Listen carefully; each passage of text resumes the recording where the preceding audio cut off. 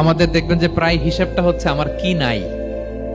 আমাদের হিসাবটা কি কি নাই, কি যে আছে এটার হিসাব করে কুলানো যাবে না, ঠিক কিনা বলেন? ঠিক যেই মুহূর্তে এখানে বসে আমরা এই চমৎকার ইফতারি নিয়ে বসে আছি, ঠিক একই মুহূর্তে দেখবেন যে হসপিটালের আইসিইউতে শুয়ে শুয়ে কাতরাচ্ছে অনেকে। ঠিক এই মুহূর্তে কিডনি ডায়ালিসিস চলতেছে, দেখছেন? কিডনি পেশেন্ট এদিকে ছিদ্র করে ব্লাড সব বের হয়ে রিফাইনিং হয়ে আরেক দিক দিয়ে ঢুকে, ওর চিৎকার শুনলে। বার্ন ইউনিটে গেছেন কখনো? আগুনে পোড়া রোগী, আপনার তো অনেক কিছু নাই, আমার এটা নাই ওইটা নাই, আল্লাহ এটা দিল না, এটা নিয়ে আসেন। আপনি বার্ন ইউনিটে একদিন যায়েন, তাহলে বুঝবেন যে আল্লাহ আপনাকে কত শান্তিতে রেখেছে। না খেয়ে কয় রাত কাটিয়েছি আমরা বলেন তো?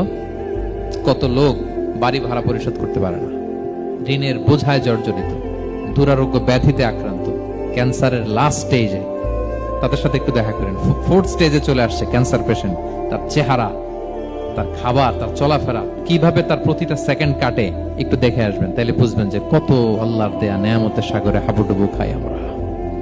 এজন্য আল্লাহ বলেছেন ৩ নম্বর কর্মসূচি হচ্ছে ওয়া আম্মা বিনি'মাতি রাব্বিকা ফাহাদ্দিস। আল্লাহর নেয়ামতের শুকরগুজার হও।